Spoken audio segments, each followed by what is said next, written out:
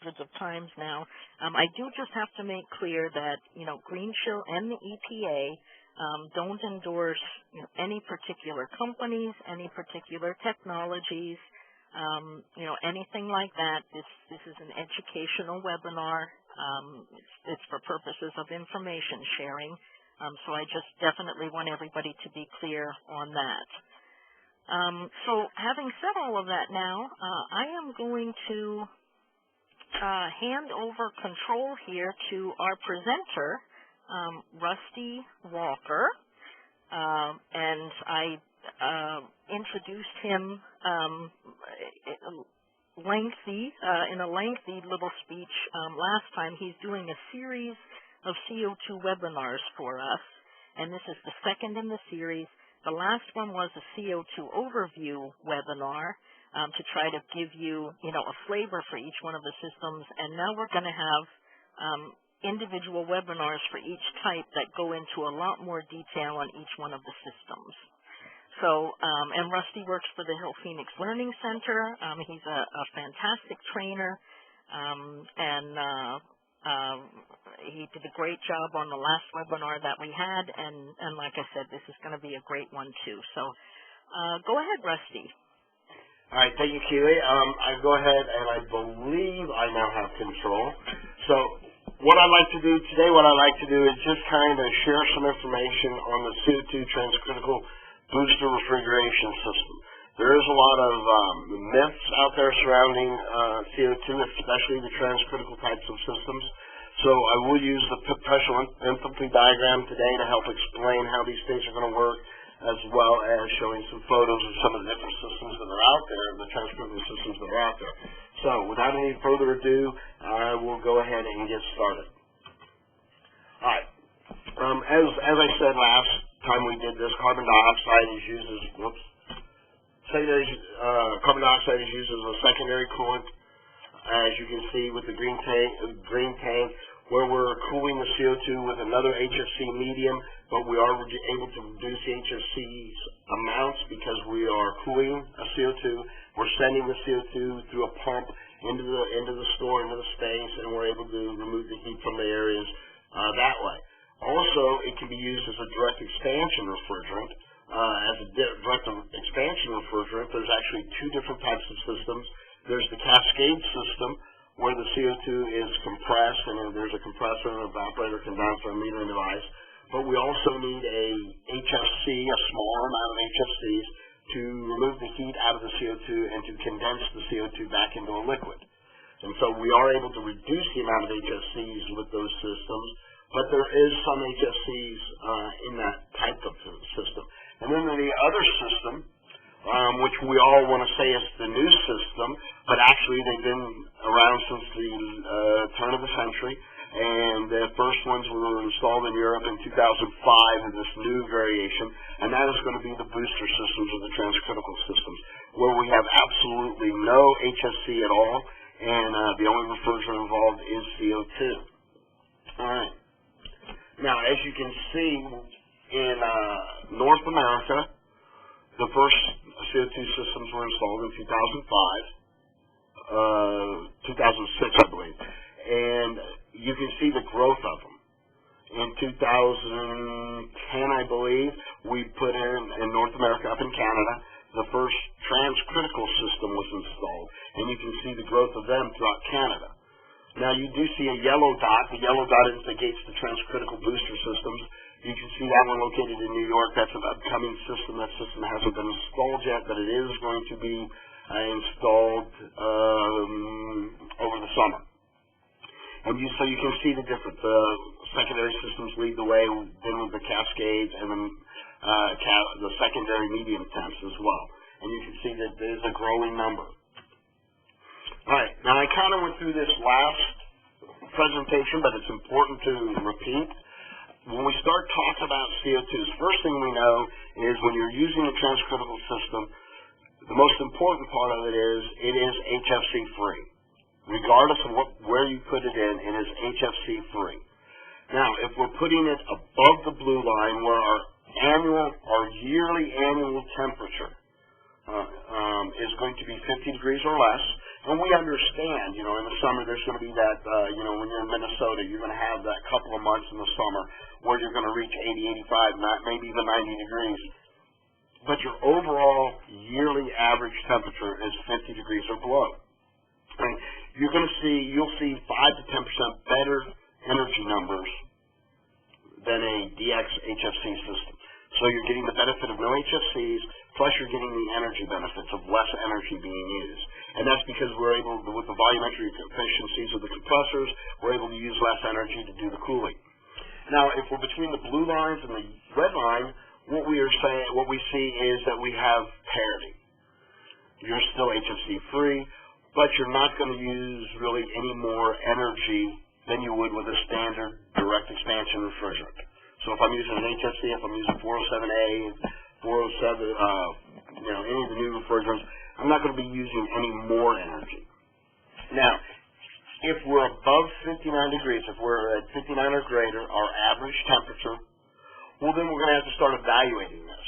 Because the one thing we do know about CO2, especially with CO2 transcritical, is globally, because if you're starting globally, we're talking about southern Italy.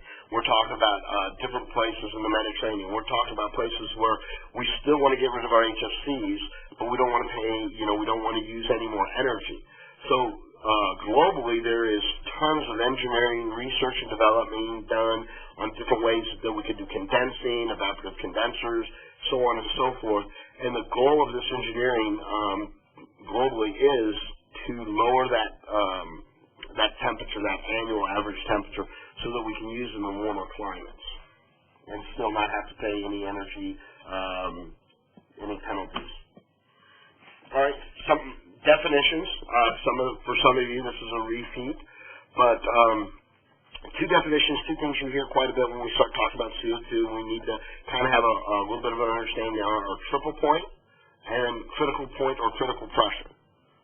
All right. So when we're talking about triple point, we're talking about the refrigerant existing in three states: liquid, vapor, and as a solid.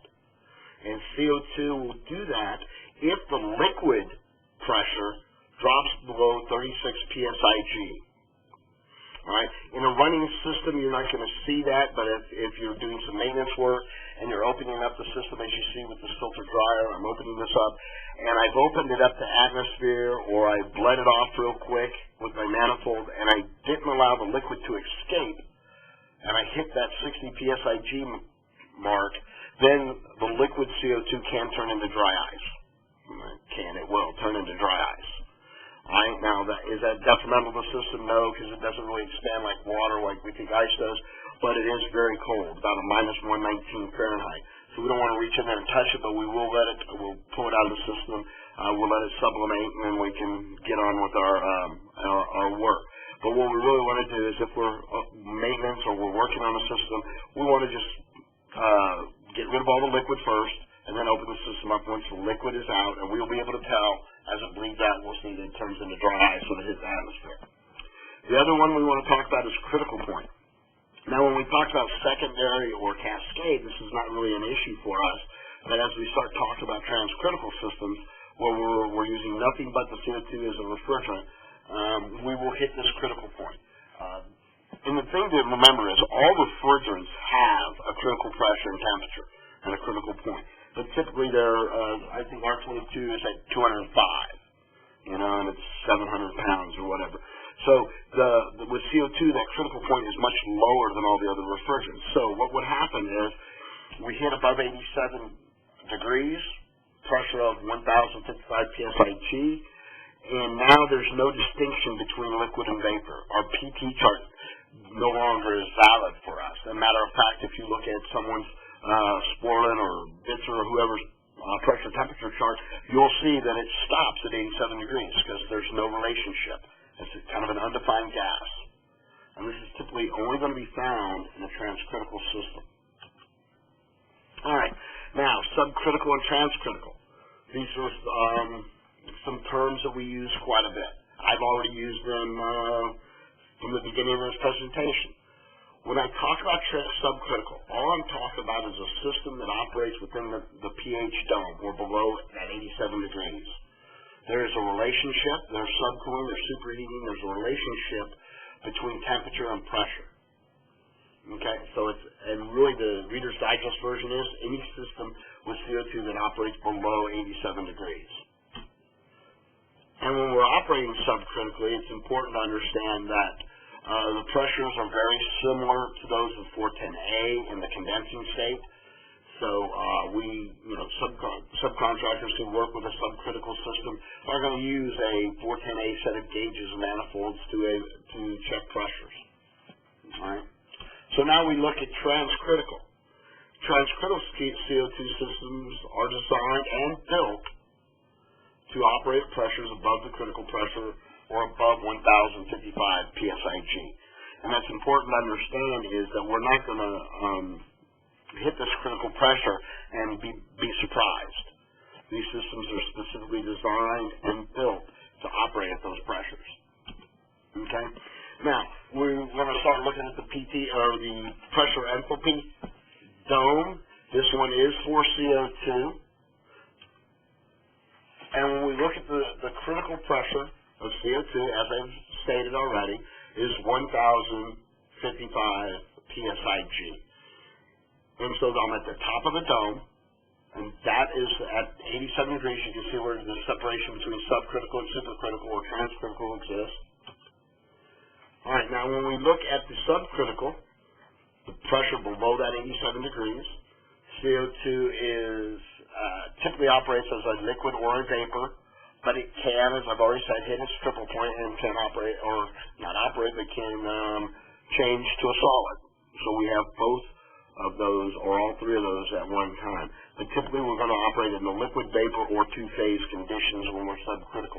When we are subcritical, we are no different than any HFC or any other refrigerant as far as the operations and our following our pressure temperature charts. All right. Now, when we're in the supercritical or the transcritical range, when we're above that point, that 87 degrees, since we're talking about CO2, there is no distinction between the phases. It is just a gas, an undefined gas, and when we get to the gas cooler, we get to the equipment that we're going to talk about, and we can see our isotherms as we go through here, we can see that the temperature is changed, but there is no change of state occurring when we're doing that, and we're operating in that transcritical point. Okay. And you'll be so tired of hearing me say that by the time we're done, you'll be like, all right, Rusty, we got it. All right, so what I like to do is I like to look at a subcritical cycle as we run these systems. All right. Hopefully I have my engineering brother in here, so you guys all get excited when you start seeing the pH diagrams. But a subcritical cycle is no different. This cycle looks no different than any direct expansion refrigerant. So if we were going to start to look at this, the subcritical cycle always operates below the critical point and are always cooled by another system. With CO2, if I'm operating subcritically, I'm cooled by another system, typically a secondary system or a cascade system. The transcritical cycles are designed to cross the critical pressure and usually reject heat directly to the ambient. Now, the thing to remember about these systems are that they do not, more often than not, especially when we're at that 50 degrees and below, more often than not, we're operating as a subcritical cycle. We're operating below that transcritical point. Okay? Now, as you can see, hopefully everybody can see the red dot. Let me give me a highlighter right here. We see this is the inlet to my suction, or the suction bell of my compressor. So I'm coming through here. My CO2 hopefully is superheated as it comes in and enters into the compressor. Let's change that to yellow. Bear with me. I come through here.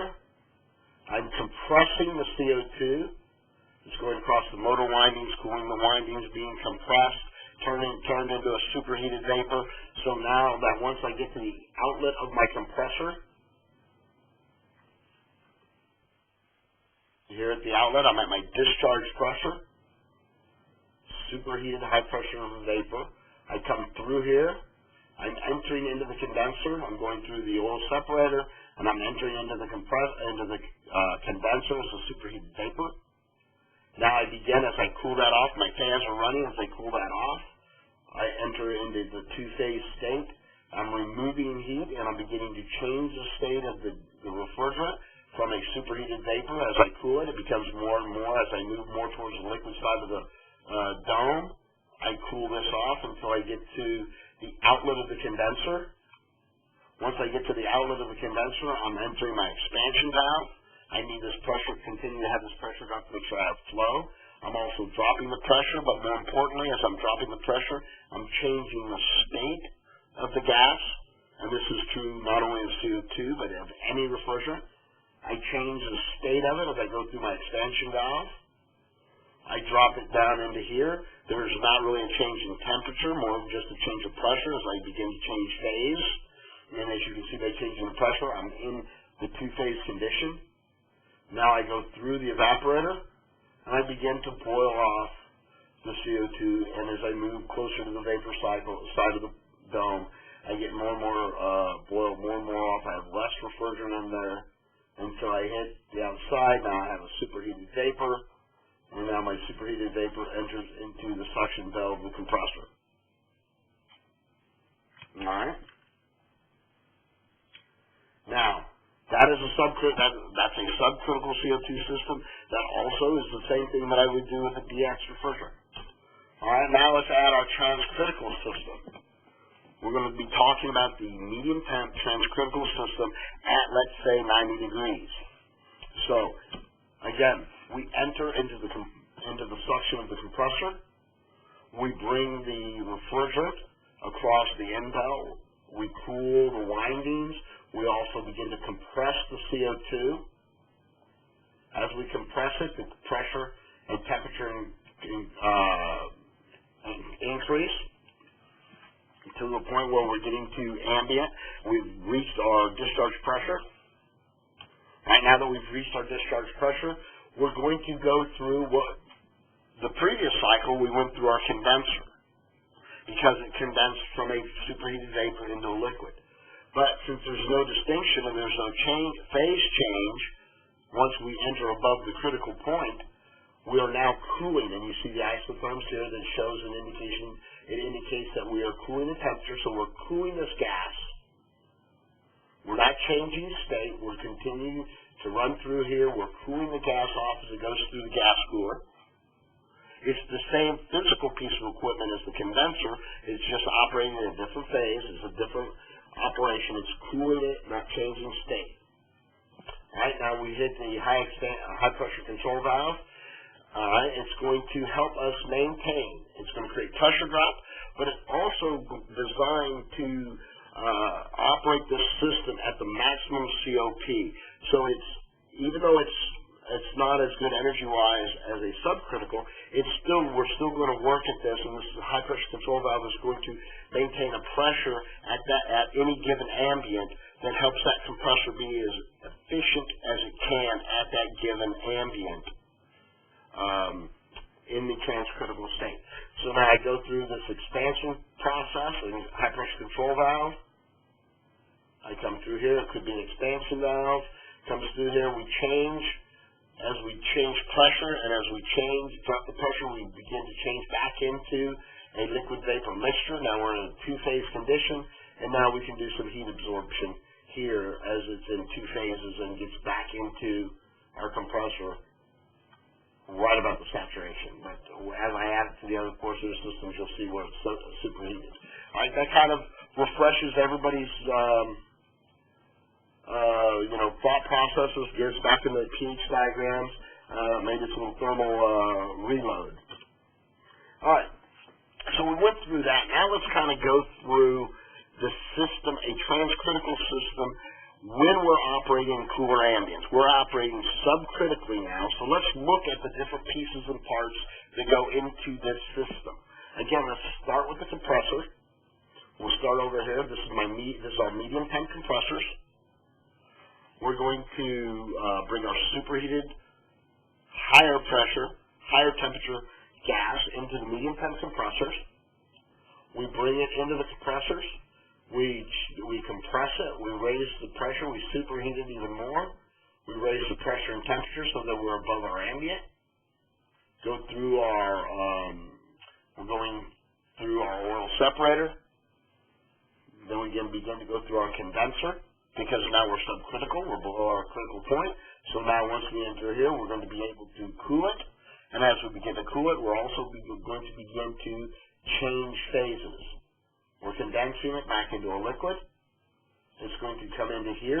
Now there is that high pressure expansion valve operating typically as a expansion valve going into here. It's right before the, let's stop right here. We've just left the gas cooler. So let's look at what happens inside the system. We put the compressors and the pieces and parts in here. So I started as a suction of the compressor. Here was my superheated vapor. I came in through the compressor. Okay, I superheated it. I raised the pressure up and the temperature. Now I'm a superheated vapor as I was coming out of there. This is that diagonal line in the superheated region. I come through here based on capacity, how many compressors on. I go through my oil separator, come back up through here. Now this is going to be steel piped.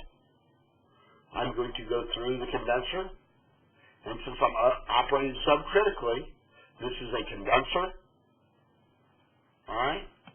So now my condenser condenses it into a liquid. Now the liquid comes out of here, comes back through here, through the high pressure control valve, where now I'm operating. This could be subcooled depending on the cycling of the fans and the ambient and what we're doing here. We take that and we enter into the flash tank. The important part here is that we're dropping the pressure as we go into here, and we're slowing the volume as it goes into the flash tank. Okay? So now we're in there and we're in a saturated condition inside the flash tank. So let's go back to our enthalpy, or to our pH diagram. Here we've gone through the flash tank.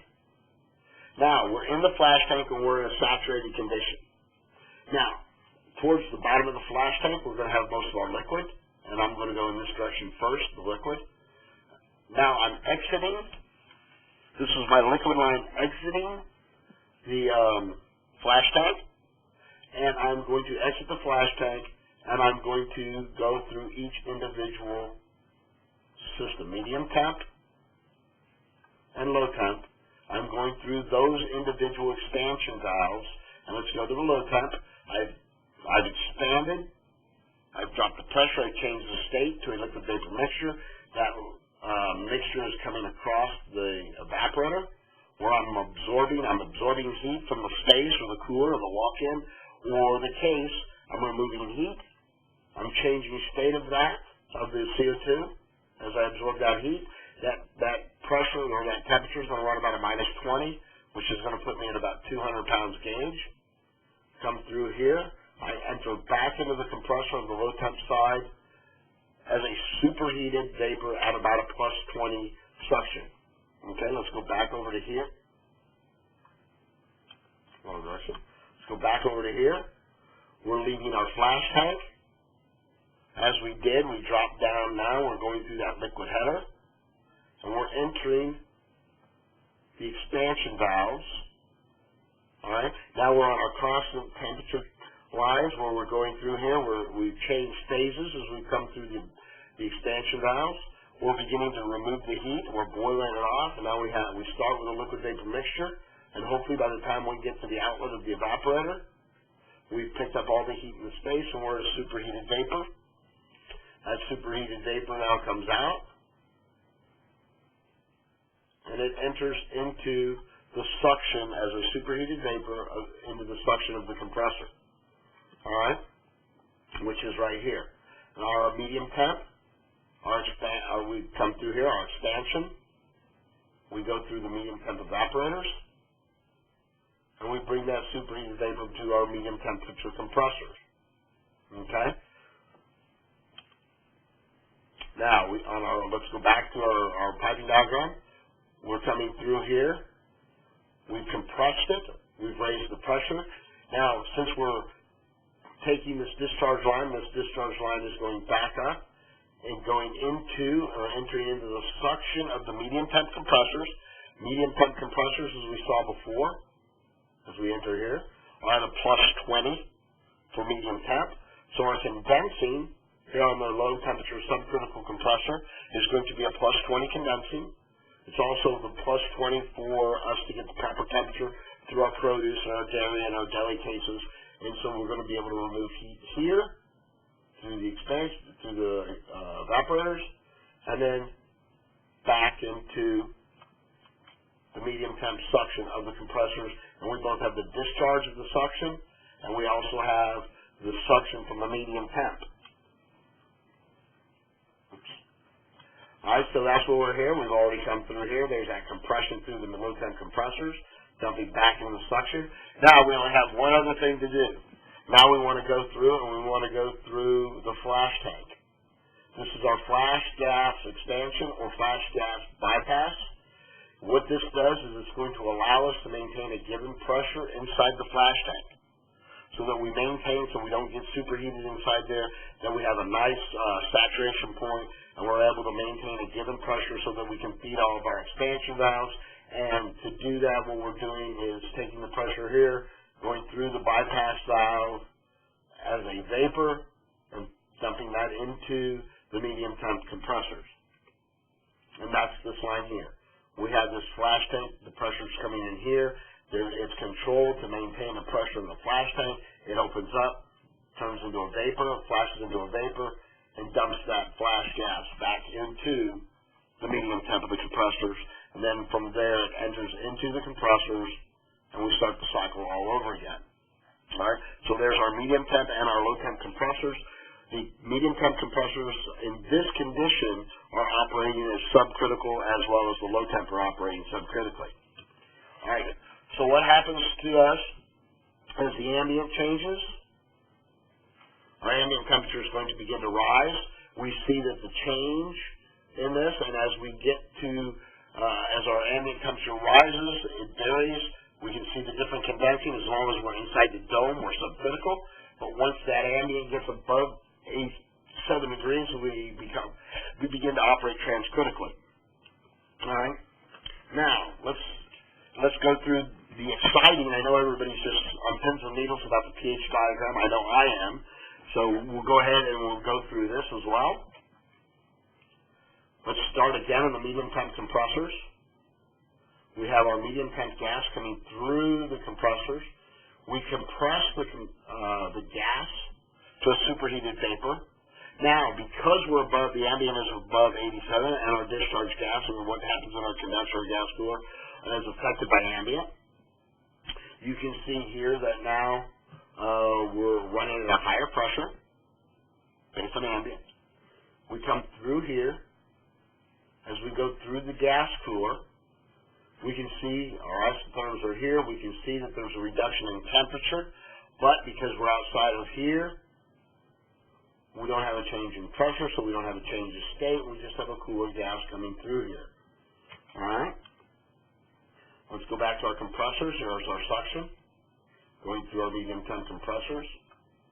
Discharging it. Coming out here through our oil separator. We're going to be using a POE oil. Coming through here. Into our gas cooler now. Because we're not going to condense anything. We're not changing state. We go in through here, we cool the gas. And as we cool the gas, we have, we're going to go from here, discharging out of the gas cooler, to the inlet of the high pressure control valve.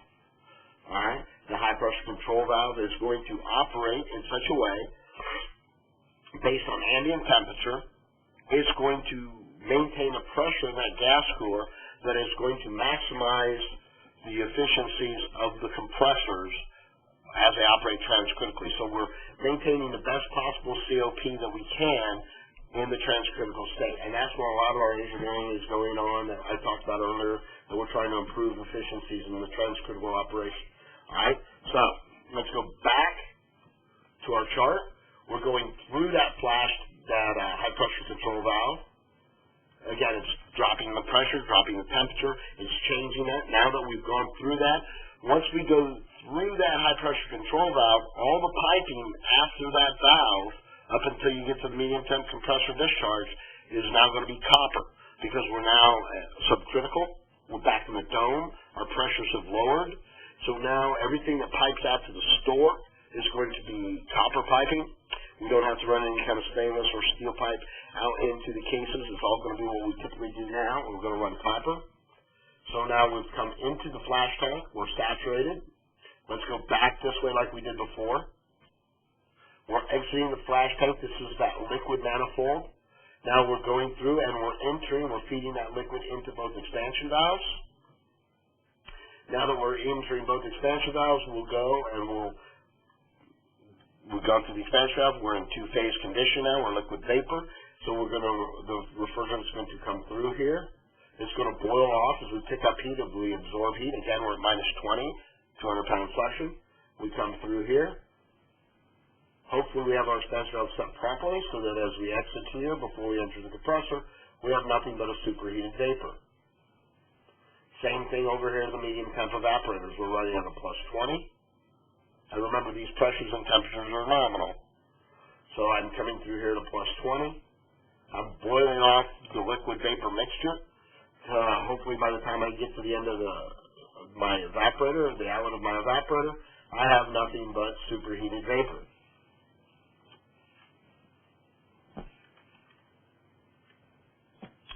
So I'm coming through here. I've dropped the pressure. Now I'm subcritical.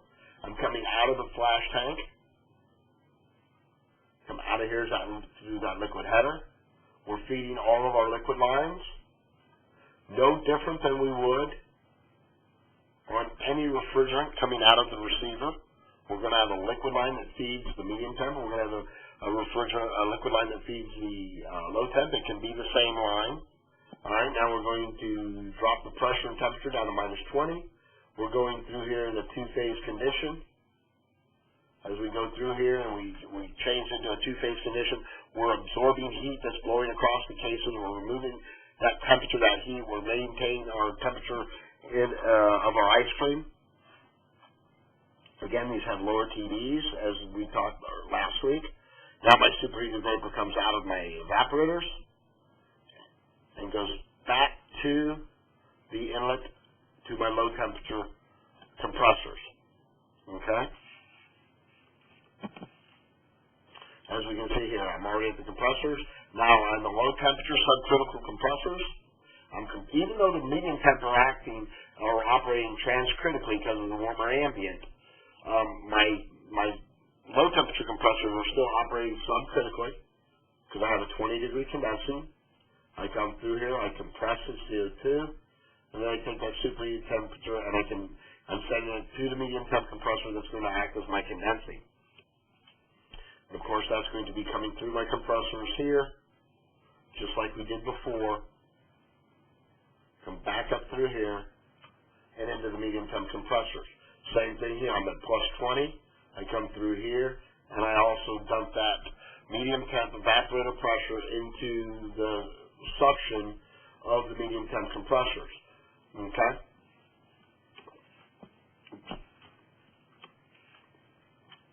That's what I have here. Now let's go through the flash tank, just like we did before. We're going to the flash gas bypass is helping maintain a given pressure inside that flash tank. Coming in through here, it's going to change the pressure and state of that gas, of the CO2 going through it. It's going to come out through here, back into the suction of the compressor, and we start the entire cycle again. Again, coming out of the flash tank. A lot of times I look at this almost like the old days when we had false loading. But what we're doing is we're using this valve to maintain a given pressure inside the flash tank. And so in order to do that, we lower that pressure by dumping that gas or putting that gas into the medium temp suction. And then we take all of this load back to our medium temp compressors. Okay? That's kind of the transcritical, both in the subcritical operation and in the transcritical operations. And one of the points I want to make is I do want everybody to understand, once you go through that high pressure control valve, once we start doing our piping out to the cases or to the walk-ins, we're going to be in copper pipe. So that's kind of one of the things where people are getting, I don't want to say confused, but we want to make that clear that it's copper pipe after it leaves the flash tanks. Okay. CO2 Booster Technology, when we start looking at these systems, we need to understand first and foremost that it's an HFC-free system.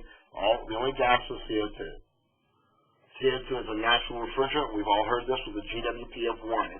It's mathematically the base for what we use when we start using calculating GWP for other refrigerants. In 2011, in 2011 alone, there were over 600 installations of transcritical systems globally. And this doesn't include the cascade systems in the secondary. And as we see in Europe and in Asia, we're seeing more of the transcritical choices versus the subcritical choices because it's a completely HFC-free system. In 2015, a number of transcritical systems are expected in Europe or globally is expected to be over 2,500 units. Okay, so it is not a fad. It is something that is here and it's here to stay. High-quality reclaim opportunities, and especially when we start getting into the lower or the higher ambience, we really want to look at our opportunities for heat reclaim. Okay? There's a lot of heat that's coming out of those systems. All right, simple oil management systems, and they're going to be using a POE oil. Not the typical POE oil we use, but it is one designed that will operate in the transcritical state. So we are using a POE oil, something that we're familiar with over the last 10, 15, 20 years. Reliable protection from floodback. You know, there's different things we can do to make sure inline heat exchangers and different things of that nature to ensure that we're not getting floodback back to the compressors because it is a refrigerant operating a mechanical compressor. All right, there are efficient Bitzer and Dorian compressors being used currently. All right, now a little show and tell. Here is a drawing of one. As you can see here are my smaller low temperature compressors. Here are a little bit larger, but these are the medium temp compressors. Separating them on the two racks. Here's that flash gas bypass valve. Here's the flash tank. And right, it's kind of over here, I'll show some photos, is that high pressure control valve. Alright, here is one example of a booster system. Again, the insulated flash gas bypass, because remember it's tied to the suction, so it must be insulated. Here is the high pressure control valve, low temperature compressors, and medium temp compressors. Alright? Hey, Rusty, this is Keely. The yellow highlighter doesn't show up that well on some of these slides. Is there a way for you to, change the color to red? There we go. Perfect. Thank you. All right. There's my low temperature, my medium temperature. Sorry about that. And there's my medium temperature No compressor. problem. All right. So let's see what else we can see. You can see here's a little bit of a close-up of these. Now, one thing to understand, we talk about these systems, and it's very important to understand that they are designed and developed to work at the pressures that they're going to operate on. As you can see, here's a suction valve. Notice how few screws we have on the low-temperature subcritical compressors. Now, as you look here, they are specifically designed. There's the medium temp that will operate a little transcritically. So they're built and designed to operate at those higher pressures. All right, they come in different flavors. You can see, whatever you do with a typical refrigeration DX system, because this is still a DX refrigerant, a DX system. So if you want to put them in a package cooler, you want to put them in a rack, you want to put them in a house, you want to put them, in a mezzanine, those are all available. You can do it any flavor that you want, just like any DX system that is out there now. A typical air-cooled gas condenser / gas cooler. Okay, this is going to be steel pipe, because this could operate as a gas cooler. When it's operating as the gas cooler, it's going to be at the higher pressures, at the transcritical pressures. All right, this is just to give you an idea of what some of the gas coolers are looking like, or condensers. High pressure control valve. Now, this is a valve that we can manually open and close if necessary during startup. If you want to manually control this valve, you might be starting up at a higher ambient, and so you want to be able to control that, or you want to do some different things. This gives you the ability to operate it manually. It is controlled by the controller. Here again is that high pressure control valve over to the side of the flash tank, and from the front of the system you can see it right over here. Okay? Oh, I'd already made circles. Now we want to look at the flash gas bypass valve. This is the one that helps maintain a given pressure at the flash tank. You can see over here, it's a stainless valve, very well constructed. It can be brazed or welded in. You can see it insulated here at the front as you look at the rack, but it's going to be located near the flash tank, and then the discharge of that valve is going to go into the medium temp suction. And then again, here's another photo of it uninsulated during construction. Right now, safety is a very important system, and it's something people talk about many different times. There are going to be safeties throughout the system. There's going to be safety pressure relief valves on the discharge. There's going to be pressure relief valves on the suction. Here happens to be one on the suction. Now, here what we have is a three-way valve located on the flash tank. And what this three-way valve does is it has an operating relief pressure, and then it has a standby or pump down pressure set point. So what this does is, as we operate the system, it's going to operate at a lower given pressure in the flash tank, so that we're going to have one pressure relief valve for operation. But if I have to work on it, or somebody's going to do maintenance or service or shut the system down, and they're going to have that standby pressure or that maintenance pressure inside the vessel as they pump it down, what they'll do is switch over to a higher pressure relief valve so that we are protected in both directions, running and not running. All right, as you can see here, they are built and tested for safe operation. You can see over here that on the transcritical side, from the medium temp discharge to the gas cooler or condenser, back from the condenser up until the point where it hits the flash, the high pressure control valve, it's going to be either stainless or some type of steel pipe, and it must be welded. And it has to be welded in order for it to just in case we do see those pressures in the transcritical state. Also, this bottom photo just shows that it is pressure tested when we install it. When you sell these systems, whoever's putting these systems in, whoever's manufacturing these systems, are going to make sure that they pressure test them with the proper pressures, so that it's a properly operated system. All right. Now, a timeline kind of give you an idea of this, of how the transcritical timeline is. In 2005, the first European installation of transcritical, not the subcritical or cascade, but the first transcritical system was installed in Europe. In North America, the first installation was in 2010. It was installed in Canada. Currently, we have a lot of beta systems. Not a lot. There's quite a few operating systems, and as you saw in that map in the beginning, and there are some beta systems doing a little bit of different things for more evaluations on energy and operations and some other things. So there's a lot of work being done. There is regulatory work by UL and ASHRAE that is being completed. So we're hoping to have that done by second half of 2012, so that we're completely UL approved. Now, some of these systems, they can operate.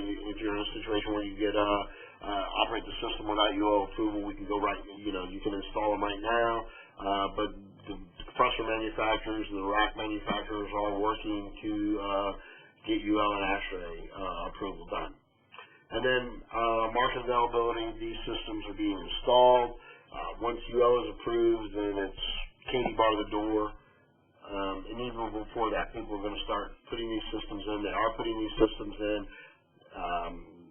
Different manufacturers, different people putting them in, different locations putting these in, because this is a way, especially from the Midwest up, the way that you can be HFC free and still not pay any kind of energy, that you can get the energy where you need it, and you can be compliant.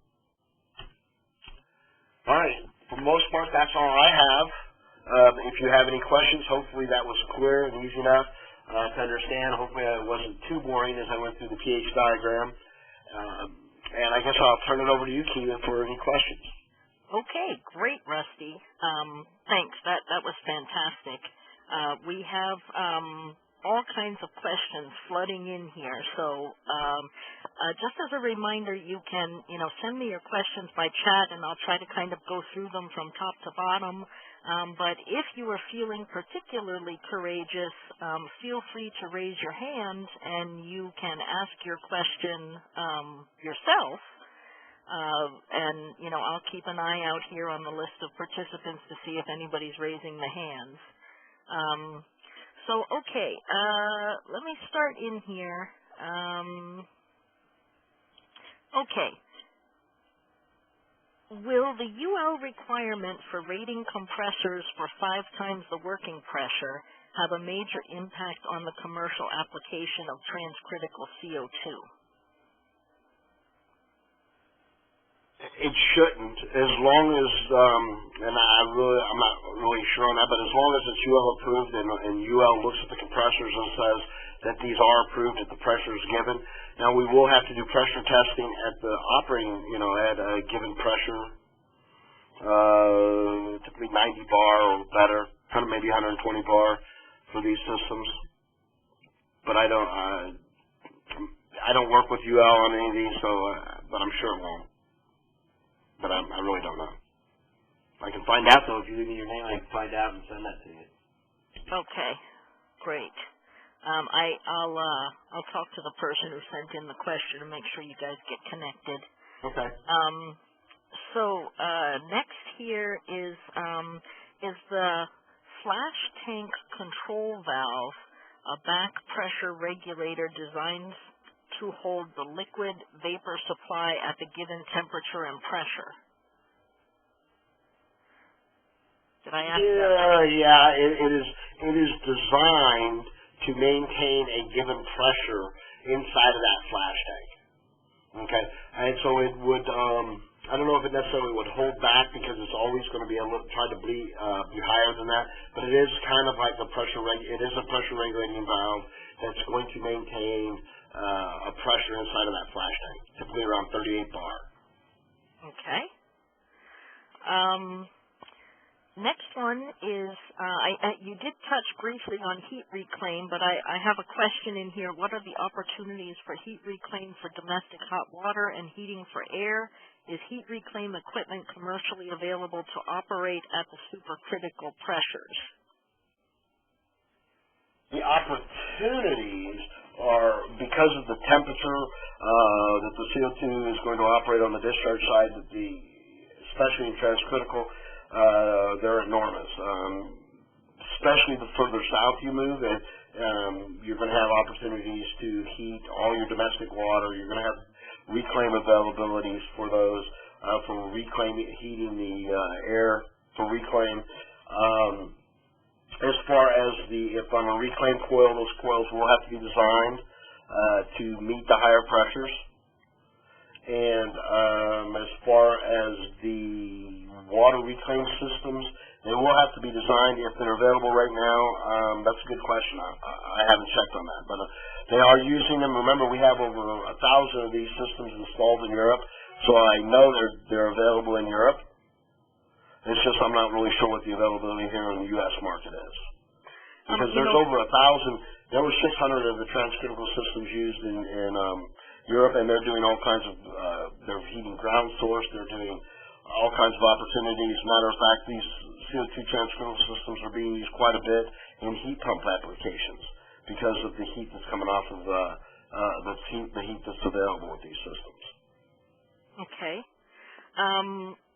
I hope that wasn't a non-answer. Well, no, what I was going to suggest, that's actually the perfect type of question for the Green Show LinkedIn group, because we have something like 700 members in the Green Show LinkedIn group, and people use that to ask questions, and get answers, guaranteed there's somebody out there among those 700 people who knows the answer to that.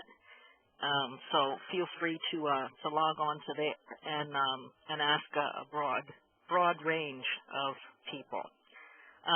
Oh, Benny, I see you have your hand raised. Benny, if you can press, you have to unmute your own line, so press #6 so we can hear you. You might have to press it again. And I was going to, and real quick, while we're waiting on him to press that, and remember, we can also use other heat exchangers inside on that discharge that we can run a glycol loop, and so that we're going to be heating glycol in that as well. So even if it doesn't exist currently with the higher pressure, we can heat a glycol and send that glycol into the heat exchangers and the heat reclaim systems and everything else. It doesn't necessarily have to be only the CO2 gas that's going through the reclaim. So just, so we all understand. So those are available now. Hey, thanks, Go ahead, Danny. Yeah, just a quick question. How can you add the oil to the compressor safely, since the high side's going to be at such a high pressure and the low side, if you need to add oil to the compressor? Well, when you start to add those, that's a good question. I'm trying to remember what we did when we started up the rack one. You're going to be able to, as you put the vapor CO2 in there and you start getting the pressure up above it, you're going to have to you're going to charge the system with vapor anyway when you start the system up, because we can't charge the system with liquid because we would hit the triple point. So as you're starting to add that vapor CO2 into the system initially, that's when you're going to add the oil and pump the oil into the system. But once the system's up and running and you had to add oil for some reason, what process would you use? Well, I know what we would, it's a good question, and I haven't done it yet. But what we did in the lab is we just you can pump the rack down. There's a pump down, and you'd switch that relief valve over to the standstill pressure, isolate all the refrigerant into the flash tank, because that flash tank's going to be large enough between it and the condenser to hold the refrigerant. So you're going to pump that down and then add the oil accordingly. And there is going to be an oil reservoir in there as well. Okay. Okay, so you